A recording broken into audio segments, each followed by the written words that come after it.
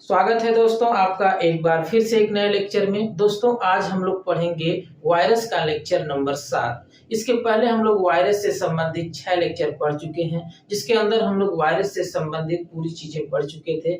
बस बच गई थी वायरस से संबंधित कुछ बीमारियां।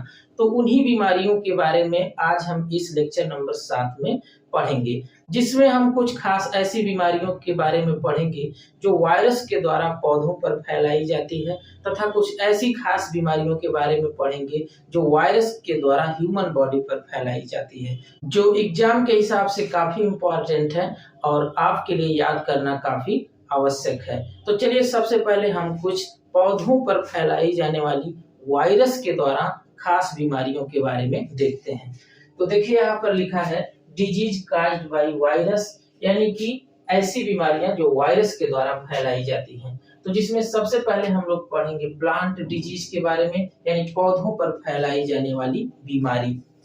उसमें देखिए सबसे पहला है टोबैको मोज़ेक डिजीज। बहुत ही खास बीमारी है ये, अधिकांशतः ये परीक्षाओं में पूछी जाती है। टोबैको मोज़ेक डिजीज, आप टीएमबी वायरस का नाम सुने होंगे, इसके पहले आप पढ़े भी हैं। टीएमबी वायरस यानी टोबैको मोज़ेक वायरस, इसी वायरस के द्वारा फैलाई जाने वाली यह बीमारी है टोबैको मोज़ेक डिजीज। यह तंबाकू के पौधे पर होती है बीमारी, वायरस के द्वारा यानी टीएमबी वायरस के द्वारा फैलाई जाती है। इस बीमारी में जो तंबाकू के पौधे की पत्ती होती है उस पे हल्के पीले रंग के चित्तीदार धब्बे पड़ जाते हैं, और इसी बीमारी को टोबैको मोज़ेक डिजीज कहते हैं, और फसल को भारी नुकसान होता है। अगर आपके आसपास तंबाकू की खेती की जाती होगी तो आप इस बीमारी को जरूर देखे होंगे। तो यह टोबैको मोज़ेक डिजीज थी। दूसरा है लीफ कर्ल ऑफ पपाया। आपके आसपास अगर पपीते का पौधा होगा तो आप देखे होंगे कि कुछ पपीते के पौधे की जो पत्तियां होती हैं वो कर्ल हो जाती हैं, इस तरह से मुड़ जाती, पूरा फैली नहीं रहती हैं, इस तरह से मुड़ जाती हैं। तो आप इस बीमारी को कहेंगे लीफ कर्ल ऑफ पपाया। ये भी जो है वायरस के द्वारा फैलाई जाने वाली बीमारी है। अगला तीसरी बीमारी जो है येलो वेन मोज़ेक ऑफ भिंडी। येलो वेन मोज़ेक ऑफ भिंडी, यह भी एक बहुत ही ज्यादा फैलाई जाने वाली बीमारी है वायरस के द्वारा। आपके आसपास भिंडी की खेती जरूर होती होगी, उसमें आप देखते होंगे कि भिंडी की जो पत्तियां हैं वो पीले रंग की हो जाती हैं, और उस पे भी मोज़ेक पीले रंग के धब्बे पड़ जाते हैं भिंडी के पत्ती पर, और वो पत्तियां टेढ़ी मेढ़ी हो जाती हैं पीले कलर की, तथा उसमें फल भी बहुत कम आते हैं, और जो फल आते भी हैं वो भी पीले पीले होते हैं और काफी छोटे छोटे फल होते हैं, और फल भी ऐसे मुड़ जाते हैं। तो यह भिंडी पर फैलाई जाने वाली वायरस के द्वारा एक बीमारी है। चौथी बीमारी का नाम है potato leaf roll. Potato leaf roll में जो आलू की पत्ती होती है वो रोल हो जाती है, मुड़ जाती है, कर्ली हो जाती है, और आलू का भी प्रोडक्शन काफी कम हो जाता है, क्योंकि पत्तियां मुड़ जाती हैं, फोटोसिंथेसिस बहुत कम करती हैं, और जब फोटोसिंथेसिस कम होगी तो पौधे के अंदर भोजन कम बनेगा, और जब भोजन कम बनेगा तो आलू का प्रोडक्शन भी कम होगा। और इसके बाद फिर है vein banding mosaic disease of potato. Vein banding mosaic disease of potato, यह भी पोटैटो यानी कि आलू पर फैलाई जाने वाली बीमारी है, जिसमें जो वेन होती है उसके पत्ती की, आलू के पत्ती की जो वेन होती है, वेन देखिए क्या होती है, जैसे देखिए ये आलू की पत्ती है, तो ये जो क्या है, ये वेन है, ये सब क्या है, वेन है। यही जो है क्या होती है, बैंड कर जाती है, यानी कि मुड़ जाती है। तो इसको आप क्या कहेंगे, vein banding mosaic disease of potato. Band भी कर जाते हैं और इस पे मोज़ेक यानी धब्बे भी पड़ जाते हैं। यह भी एक बीमारी है जो वायरस के द्वारा फैलाई जाती है। अगली बीमारी का नाम है grassy shoot of sugarcane, या grassy shoot disease of sugarcane. इस बीमारी में क्या होता है कि जो गन्ने की पत्ती होती है वो घास की तरह से बहुत पतली पतली पत्तियां निकलने लगती हैं, और जो गन्ने का पौधा होता है वह भी काफी पतला होने लगता है, और पैदावार बहुत कम हो जाती है। आप इस तरह की बीमारी अपने आसपास गन्ने की खेती में देखे होंगे कि पूरी पत्तियां एकदम घास की तरह से पतली पतली निकलने लगती हैं, और जो किसान पढ़े लिखे नहीं होते हैं ये बात समझ नहीं पाते हैं।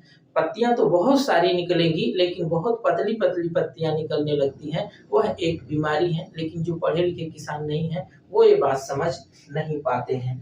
अगली बीमारी का नाम है टुंग्रो डिजीज ऑफ राइस। इस बीमारी में क्या होता है कि जो राइस की पत्ती होती है यानी चावल या धान की जो पत्ती होती है वह पीली पड़ जाती है और पीली पड़ने की वजह से फोटोसिंथेसिस कम हो जाती है, जिसकी वजह से धान की पैदावार भी कम हो जाती है। तो यह कुछ खास बीमारियां हैं जो वायरस के द्वारा पौधों पर फैलाई जाती है। इन्हें आप पूरा याद कर लें, एग्जाम में इनसे बार बार सवाल पूछे जाते हैं।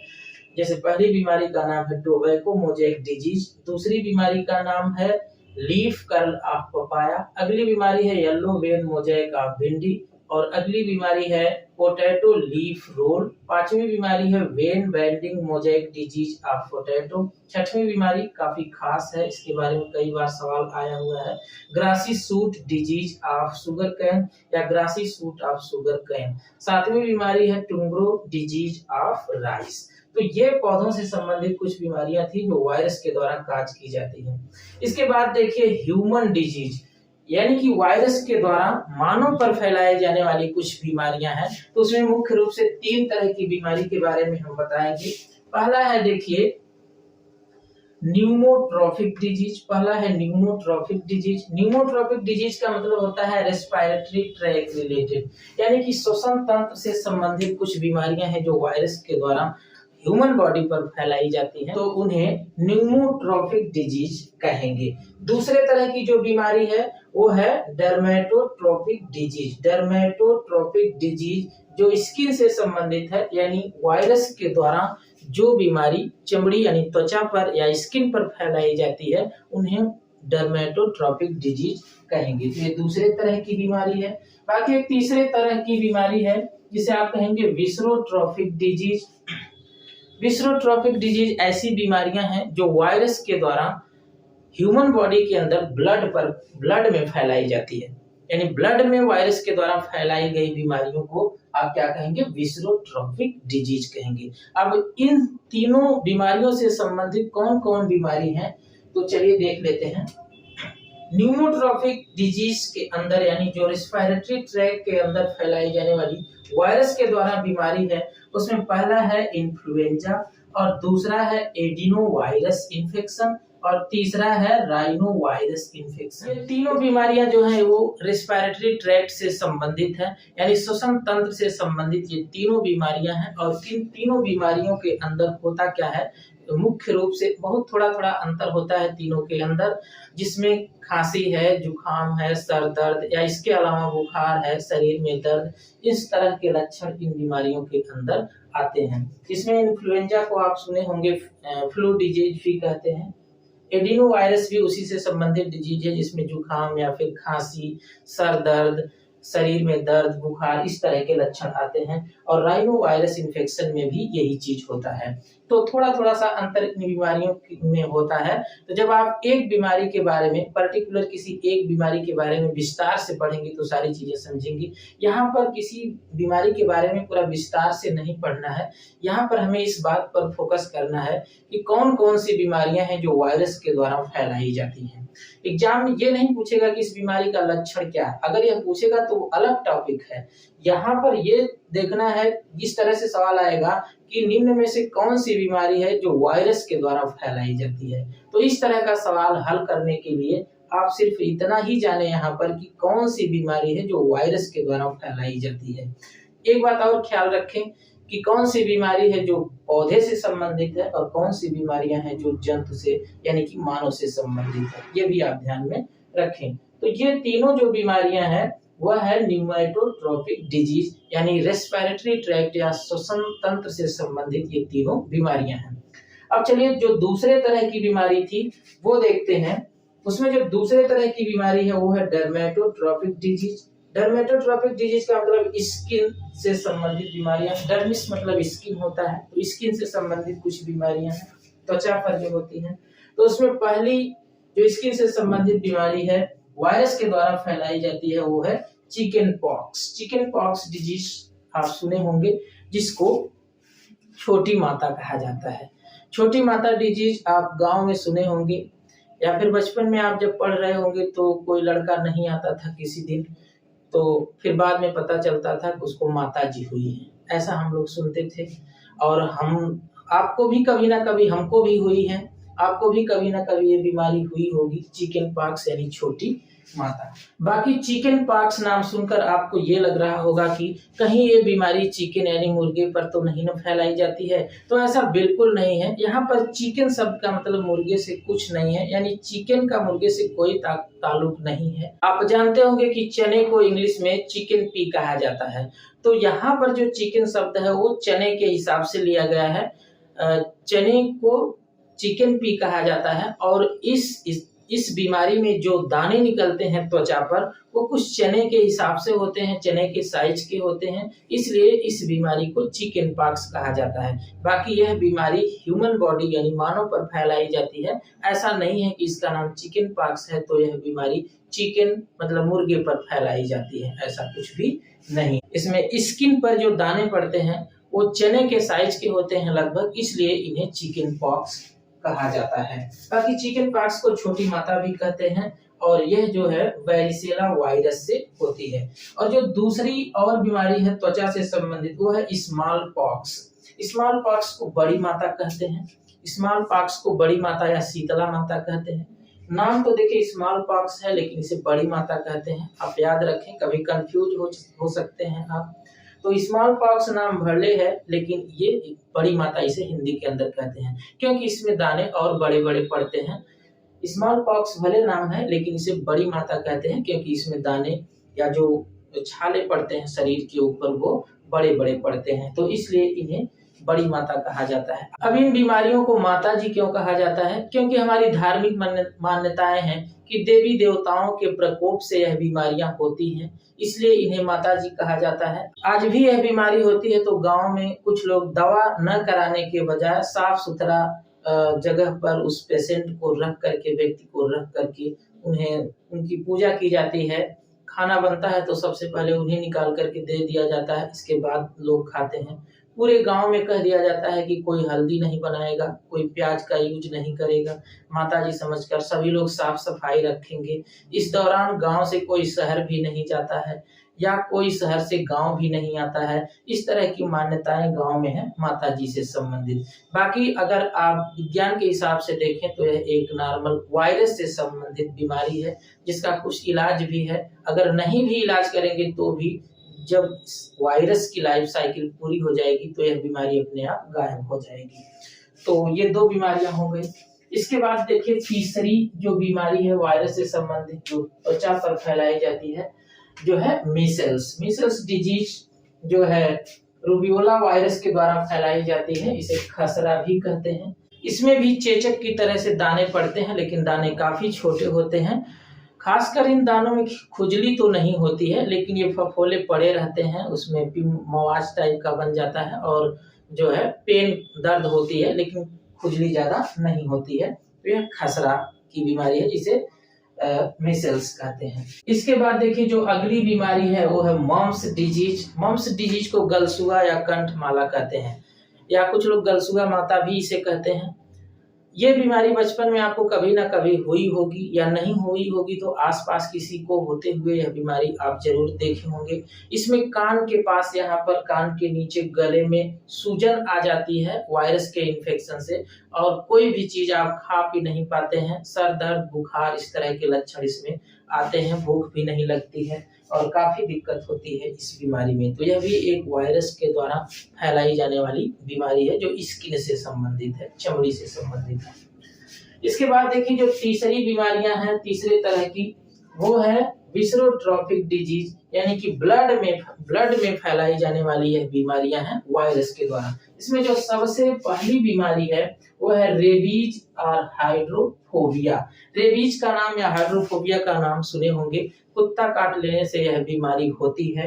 पागल कुत्ता यानी ऐसा कुत्ता जिसके अंदर वायरस का इन्फेक्शन है, रेबीज का इन्फेक्शन है, ऐसे कुत्ते के काट लेने से यह बीमारी होती है।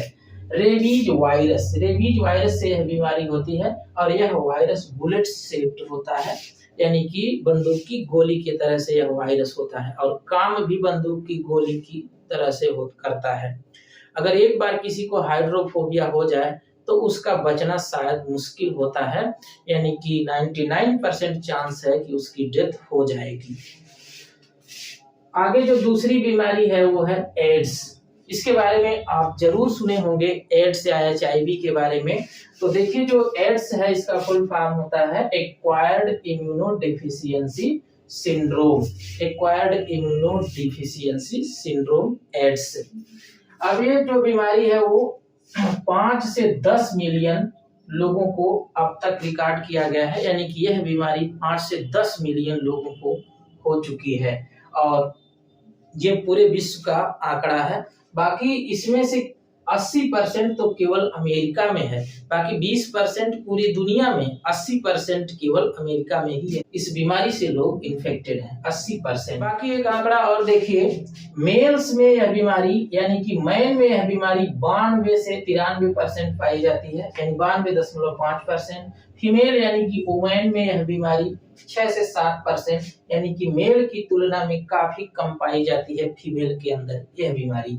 और इसके अलावा 1% चिल्ड्रन यानी बच्चों में भी यह बीमारी पाई जाती है। अब यह बीमारी फैलती कैसे है? देखिए, यह बीमारी जो है, this virus spread through blood transfusion, यानी रक्त आदान के द्वारा यह बीमारी फैलती है, रक्त के लेन देन से। इसलिए किसी का रक्त लेन देन होता है तो सबसे पहले उसके ब्लड को चेक कर लिया जाता है कि कहीं एचआईवी पॉजिटिव तो नहीं है। अगर कोई एचआईवी पॉजिटिव है तो उसका ब्लड किसी को नहीं चढ़ेगा। तो ब्लड ट्रांसफ्यूजन से यह बीमारियां होती थी पहले, अब तो काफी जांच होने के बाद ही ब्लड किसी को दिया जाता है या किसी का ब्लड लिया जाता है। अब ऐसा संभव नहीं है, लेकिन एक चीज अभी भी बचा हुआ है जिससे यह बीमारी बहुत ज्यादा फैलती है, वह है सेक्सुअल कांटेक्ट। सेक्सुअल कांटेक्ट से यह बीमारी आज भी अधिक से अधिक फैलती है, यानी सेक्सुअल कांटेक्ट से ही इसका बहुत ज्यादा इन्फेक्शन होता है, जिसमें लैंगिक संबंध बनाने के दौरान ब्लड मिलता है तो इससे यह बीमारियां एक पर्सन से दूसरे पर्सन में चली जाती हैं। बाकी इस बीमारी के फैलने के और भी कई रास्ते हुआ करते थे पहले के समय में, अब तो काफी पढ़े लिखे लोग हो गए हैं, अब इस बीमारी से परिचित हो गए हैं, वे रास्ते तो अब शामिल नहीं है इस बीमारी को फैलाने के लिए। बाकी पहले क्या होता था कि जब दाढ़ी कोई बनवाता था सैलून के अंदर या घर पे भी नाई आकर के दाढ़ी बनाता था, तो जो रेजर लिए रहता था उसमें ब्लेड नहीं लगता था, उसमें ब्लेड फिक्स होता था, उसे निकालकर फेंका नहीं जा सकता था। ऐसा नहीं कि किसी की दाढ़ी बनाने के बाद उससे ब्लेड निकालकर फेंक दिया जाए, उसका ब्लेड उस रेजर के अंदर फिक्स होता था, तो उसे फिर से उसमें धार ला करके इस तरह से उसको उसमें धार बना करके फिर दूसरे का बना दिया जाता था, दूसरे का शेविंग कर दिया जाता था। होता क्या था कि जैसे मान लीजिए कि कोई व्यक्ति एड्स से इन्फेक्टेड है और उसकी शेविंग की जा रही है और उसकी शेविंग के दौरान ब्लेड से थोड़ा सा कट गया और उस ब्लेड में या रेजर में ब्लड लग गया और फिर इसके बाद उसी रेजर से किसी दूसरे हेल्दी पर्सन की शेविंग की गई और उसका भी फेस थोड़ा कट गया शेविंग के दौरान। अब दोनों का ब्लड अगर मिल जाएगा तो उसे एड्स हो सकता था। ऐसा होता था पहले, लेकिन अब ऐसा नहीं होता है। अब तो जो रेजर आ रहे हैं उसमें ब्लेड लगते हैं, किसी एक की दाढ़ी बनाने के बाद या शेविंग करने के बाद वो ब्लेड निकालकर फेंक दिया जाता है और दूसरा ब्लेड लगा दिया जाता है। इसके अलावा एक और साधन था इंजेक्शन लगाते समय। इंजेक्शन लगाते समय क्या होता था कि डॉक्टर पहले एक लोगों को इंजेक्शन लगाने के बाद फिर उस इंजेक्शन को फेंकते नहीं थे। गांव में घूम करके कुछ लोग डॉक्टर थे जो दवा देते थे, या लोकल के जो डॉक्टर थे वो उनके यहाँ लोग दवा लेने जाते थे। तो होता क्या था कि कभी कभी वो इंजेक्शन लगाते थे और वह इंजेक्शन फेंकते नहीं थे, रख लेते थे और वही इंजेक्शन फिर किसी दूसरे व्यक्ति को लगाते थे। उसको गर्म पानी में डाल करके रख लेते थे, हल्का फुल्का शीत गर्म पानी से। ये वायरस मरने वाला थोड़े है, वो तो उसमें चिपका रहेगा, फिर उससे किसी दूसरे को भी एड्स का इन्फेक्शन हो सकता था। लेकिन अब तो ऐसा नहीं है, अब तो हर एक डॉक्टर इंजेक्शन लगाने के बाद वो फेंक ही देते हैं, बाकी अगले को अगर लगाना है तो नए इंजेक्शन का प्रयोग करेंगे। तो कुछ ऐसे साधन थे जो पहले इस बीमारी को फैलाते थे। अब काफी पढ़े लिखे लोग हैं, अब वो साधन तो नहीं बचे हैं। बस अब केवल एक ही रास्ता बचा है इस बीमारी को स्प्रेड करने के लिए, फैलाने के लिए, वो है सेक्सुअल कांटेक्ट। अगर इस बात पर थोड़ा सा ध्यान दिया जाए तो इस बीमारी पर बहुत ही ज्यादा काबू पाया जा सकता है। बाकी इसके अलावा देखिए, इस बीमारी के कई नाम्स हैं, यानी डिफरेंट नेम्स, जिसमें पहला है ARV, जिसको कहते हैं एड्स एसोसिएटेड रेट्रोवायरस। इसका दूसरा नाम है LAV, जिसका फुल फॉर्म है लिम्फोएडिनोपैथी एसोसिएटेड वायरस। और तीसरा इसका नाम है HTLV थर्ड, जिसको क्या आप कहेंगे, human T cell lymphotropic virus type third. चौथा नाम है HIV और इसका फुल फॉर्म है ह्यूमन इम्यूनोडिफिशियंसी वायरस। कभी कभी कुछ लोग गलती से ट्रिक कर देते हैं ह्यूमन इम्यून वायरस, ऐसा नहीं है, ह्यूमन इम्यूनोडिफिशियंसी वायरस, इस बात को आप ख्याल करेंगे। बाकी इसका जो अगला नाम है वो है डेथ वारंट, यानी एड्स की बीमारी को डेथ वारंट भी कहते हैं। डेथ वारंट का मतलब कि मौत का संदेश, इस बीमारी को मौत का संदेश यानी डेथ वारंट भी कहते हैं। ऐसा क्यों कहते हैं? क्योंकि यह बीमारी काफी खतरनाक है, इसका कोई इलाज ही नहीं होता है। और क्यों कोई इलाज नहीं है, कोई ट्रीटमेंट नहीं है, वो नीचे आप देख लें, लिखा है this virus infect and kills T lymphocyte. यह वायरस टी लिम्फोसाइट को ही इन्फेक्ट करता है और किल कर देता है। इम्यूनोलॉजी वाले चैप्टर में आपने पढ़ा था कि जब हमारे अंदर कोई वायरस, बैक्टीरिया या फंजाई, कोई भी पैथोजन हमारी शरीर के अंदर जब एंट्री करता है तो हमारी जो इम्यून कोशिकाएं हैं, इम्यूनिटी से संबंधित कोशिकाएं जैसे टी लिम्फोसाइट, बी लिम्फोसाइट, ऐसी कोशिकाएं मिल करके उस पैथोजन को किल करने का काम करती हैं। लेकिन यह वायरस जो है डायरेक्ट टी लिम्फोसाइट को ही अटैक करता है और उसे ही किल कर देता है। इससे होता क्या है, so resistance of host cell is collapsed. इसमें जो होस्ट सेल का रेजिस्टेंस होता था वह खत्म हो जाता है, कम हो जाता है। Thus man is infected with different type of infection। अब देखिए क्या होता है कि जब हमारी टी लिम्फोसाइट किल हो जाती है, हमारे शरीर से खत्म हो जाती है, तो अन्य बीमारियां हमारे ऊपर अटैक कर देती हैं और उन बीमारियों से लड़ने के लिए हमारे शरीर के अंदर कोई भी इम्यून सेल बचती ही नहीं है। और जब इम्यून सेल नहीं रहेगी तो उन बीमारियों से कौन लड़ेगा? अगर किसी को इन्फेक्शन हुआ है एड्स का, तो एड्स से उसकी मृत्यु नहीं होती है, बल्कि जब एड्स का इन्फेक्शन होगा, HIV का इन्फेक्शन होगा, तो हमारे शरीर के अंदर की इम्यून सेल ही गायब हो जाएंगी। और जब इम्यून सेल ही नहीं रहेंगी तो दूसरी बीमारियों से कौन लड़ेगा? उसको जुकाम होगा तो बहुत दिनों तक जुकाम ही रह जाएगा जब तक उसकी डेथ नहीं हो जाती है। अन्य कोई भी वायरस या बैक्टीरिया या फंजाई उस व्यक्ति के ऊपर अटैक करते हैं तो उसकी डेथ होना तय है, क्योंकि अब इन बीमारियों से लड़ने के लिए उनके अंदर कोई भी इम्यून सेल बची ही नहीं है। उन इम्यून सेल का क्या हुआ? तो उन इम्यून सेल को एड्स का वायरस यानी HIV वायरस नष्ट कर दिया है। इसके अलावा देखिए कुछ और बीमारियां हैं जो ब्लड से संबंधित हैं, जिसमें एक और है येलो फीवर। येलो फीवर को आप पीत ज्वर भी कहते हैं। इसमें पीलिया जैसे लक्षण आते हैं, शरीर पीला पड़ जाता है और यह एडीज एजिप्टी नामक जो मच्छर है, मॉस्किटो है, उसकी फीमेल से होता है। बाकी अगली बीमारी है डेंगू फीवर। डेंगू फीवर जो है वो है एडीज एजिप्टी और क्यूलेक्स फैटिजेंस नामक मच्छर की फीमेल से फैलाया जाता है। डेंगू वायरस के द्वारा होता है और फैलाया जाता है मच्छर के द्वारा। तो जो येलो फीवर है वह एडीज एजिप्टी मच्छर के द्वारा फैलाया जाता है, मच्छर की फीमेल द्वारा। और जो डेंगू फीवर है वो दो मच्छर के फीमेल द्वारा फैलाया जाता है, एडीज एजिप्टी और क्यूलेक्स फैटिजेंस। इसके बाद देखिए पोलियो है। पोलियो वायरस से संबंधित बीमारी है। और एक सबसे आखिरी बीमारी है हिपेटाइटिस। हिपेटाइटिस दो तरह की होती है, A और B। पोलियो में क्या होता है? पोलियो में जो लक्षण आते हैं पैरालाइसिस जैसे लक्षण आते हैं। आपके आसपास किसी न किसी को पोलियो हुआ होगा या नहीं भी हुआ होगा तो कभी न कभी आप पोलियो के पेशेंट को देखे होंगे। पैर टेढ़ा मेढ़ा हो जाता है, हाथ टेढ़ा मेढ़ा हो जाएगा, उसका शरीर काम नहीं करेगा, तो यह बीमारी है। इसके अलावा हिपेटाइटिस में क्या होता है कि उसमें जो लीवर होता है वह इन्फेक्टेड हो जाता है, उसमें सूजन आ जाती है और पाचन सही से नहीं हो पाता है।